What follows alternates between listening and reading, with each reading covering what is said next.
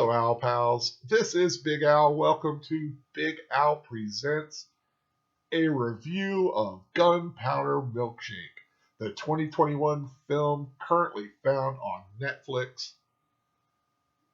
When a job goes wrong while working for an organization known as the Firm, female assassin Sam, played by Karen Gillan, is targeted for termination while trying to protect a young girl, played by Chloe Coleman.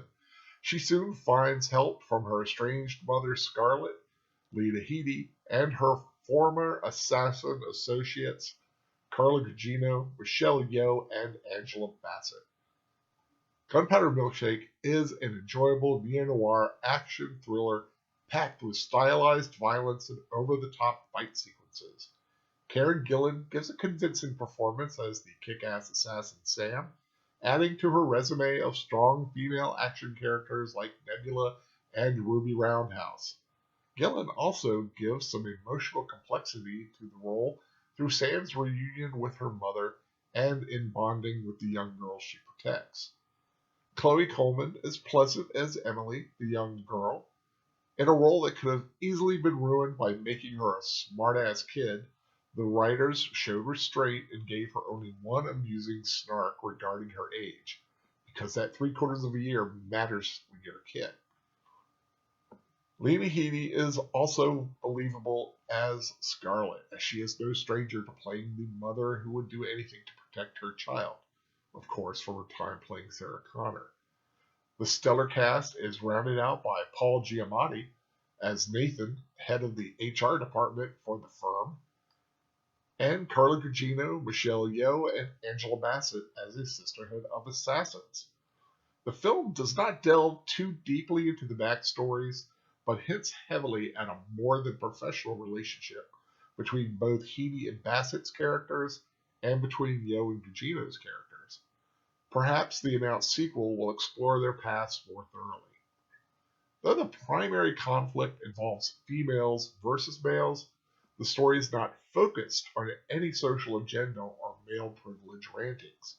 By avoiding the messaging and simply emphasizing strong female characters, this elevates them to credible protagonists rather than caricatures or tools of social messaging. The musical score by Frank Elfman is magnificent and is perhaps the film's greatest asset. Visually striking with beautiful sets and dynamic lighting, the film creates a comic book aesthetic reminiscent of Sin City, but simpler, more colorful, and less gritty. There is an abundance of slow-motion action sequences highlighting the blood-splattering effects and fight choreography. Though well done, some may feel this technique is a bit overused in this film. There are also instances where the slow motion makes the movements look clunky and unnatural. The makeup effects are worthy of a mention, especially a group of thugs despised as Universal Monsters. And everyone knows I love the Universal Monsters. Visit my Facebook site, Iconic Universal Monsters, if you're a fan too. Gunpowder Milkshake should be an enjoyable diversion for fans of Quentin Tarantino's Kill Bill films and the John Wick franchise. Though not as polished or captivating as those properties, this film does exactly what it needs to do: entertain. It won't revolutionize cinematic history, but for about 2 hours, the viewer escapes those daily woes and enjoys some beautiful ladies kicking butt. Sometimes, that's all you need from a movie. Well, that's my official review of Gunpowder Milkshake. I hope you enjoyed it. I really liked the film. I hope you give it a chance if you are a fan of that comic book stylized, ultra-violent kind of action. If you're a little queasy about blood, this may be one to skip. But I enjoyed it. I had a fun time. I hope if you like this review, I hope you give it a thumbs up. I hope you share it with someone who you think might enjoy the film. If you haven't already subscribed to my channel, Big Al Presents, I hope you do so.